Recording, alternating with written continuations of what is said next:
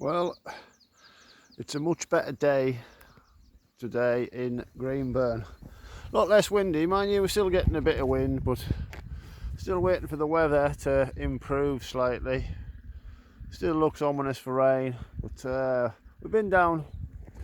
We went down to Grasmere, did a bit of shopping, got some grub in and some grub for the dog. So midday-ish now. Looks like it's going to start raining, but like I say, the wind's definitely dropped. Anyway, more of a review of the tent really. This morning actually got out and like I say, it was all fine. Everything was worth the treat. It held up well in some really strong winds last night. So mind you, like I say, the thicker poles definitely make a difference. Like you can see it's drum tight now. You know what I mean? A lot better with the thicker poles, I would definitely say. One thing I would mention, like I say, this is the tying off system. Normally you would tie straight off onto this thing here, but like I say, what I've done here is transfer the dynamic force into the pole by wrapping the guy line around the pole. So it's not actually pulling on the fly sheet itself. All the stress is going into the pole setup. That's, like you say, that's basically what the Hilleberg Alac has, but it has a much longer fabric thing coming off here, which wraps around the pole several times and transfers all the dynamic force into the pole, as opposed to it pulling on here. You know what I mean? You don't want massive amounts of force pulled onto this section here. That's where they say I was a bit nervous last night because this is Chinese tent, Chinese stitching. So you know, that's where, if it's going to go, that's where it's going to go here. Like I say, it won't be the poles, I don't think. It won't be the guys. Because I've upgraded the poles to a much thicker pole, a fairly thicker pole. But looking at it, like I say, I had to tension everything up again this morning. But it really does. It's a good, strong design. It's like you say, the geodesic. I mean, all the strength is in the top section here. Like you say, it doesn't shake around a lot. But like you say, definitely a definite tip is to do that with that system there and transfer them dynamic forces into the poles on every guy rope. Like you say, it's a bit of a pain in the arse because like you see, you've got a massive circle to walk around to get in and out because of the guy ropes. Like you see, the dog's forever hitting the guy ropes. But quick look inside though, like you say, it's a massive tent. You know what I mean? It's 2-man. Like I say, for me and the dog, it is a bloody palace inside here. 2 porches, obviously, one at the back there. So like I say, we were in 40, like I say, maximum I got was 47 on me animator last night. Like I say, I was measuring the wind speeds and stuff, and it was gusting from anything from 40 to, I don't know, like I say, I thought in here I'd be quite sheltered by this big beast here because the wind's coming from the north, which is where I'm looking at now, the camera's pointing north. It seemed to come in and circle around. You could hear it whistling right round the combe and coming down here. Like I say, this little hillock here has given me a bit of protection. So in fact, I think that gave me a lot of protection, to tell you the truth. Great little spot. We've got a little beck just there. Nice little water course. I know people that always go on about filtering water, but I've lived in lakes for years. You know, as long as you're not drinking out the streams down in the valley, you know, you're not going to get any bother. We're only here for a couple of days. You wouldn't want to drink it for the rest of your life, obviously, just for the heavy metals, copper and such. But anyway, and another quick rundown, because it's mainly a tent test.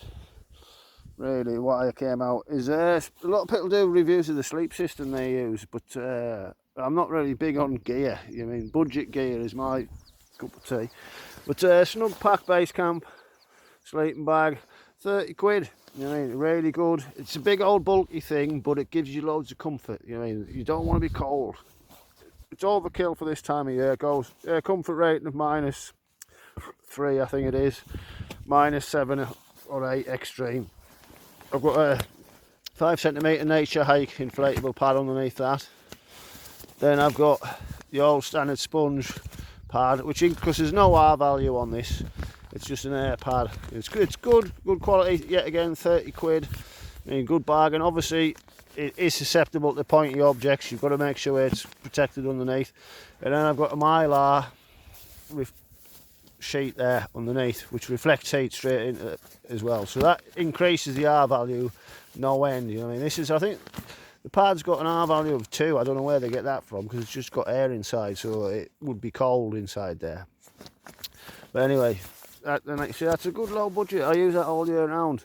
If you go in serious winter, I'd use a thicker DOS. In fact, no, I wouldn't use a thicker DOS bag. I'd just put my bivy bag over the top of that, and that would give me an extra layer, keep the cold air out, any wind chill out. But another thing with it going on about wind chill, like I say, look how much mesh is in this tent. So it's definitely not a winter tent. You couldn't use this in the winter. You'd have spin drift snow blowing in under the fly sheet, coming in through that mesh. You know what I mean? So it's definitely not a winter tent. They claim it's 4 season, but I don't know where. 4 seasons in the Caribbean maybe. But it is a very spacious tent, and for the money I paid for it is a shot in the dark really. I thought, yeah, go on, I fancy a new tent, you know what I mean? But like I said, it stood up to 40 mile an hour gales. Like I say, 47 I think was the highest I recorded last night, and it took it well. The actual pole structure was rock solid, you know what I mean? If anything's going to go on these Chinese tents, it's going to be your stitching and stuff like that. So but yeah, all in all, good tent. So I'll give it a really good review. You know what I mean? I'm impressed, especially after last night. We had some really strong wind. It took it well. You know what I mean? I was nervous, I must say, but that's just been a wild camper. You know, you're always sort of thinking, is it going to go? Is it going to shred on me? You know, what I mean? I didn't have a bivy bag, so if it did shred last night, I'd have a hightail it down the valley to try and find some shelter somewhere before my sleeping bag got absolutely soaked, because you know, you don't want your DOS bag getting wet. Anyway, enough of me waffling on about bloody tents. So yeah, nice tent. Ben likes it as well. Good bit of kit for the money. Very good bit of kit for the money actually. 130 quid including taxes. It's a big old beast, mind. It's a big old beast, and it's got a much higher profile than the Mount Dragonfly 2, but it's a more comfort. Yeah, you're not as tightly hemmed in this thing. It's like I say, in fact, I'd call it the honeymoon suite of tents. Yeah, you could get up to all kinds of shenanigans in this baby, like. Yeah. And a quick shot of Greenburn again,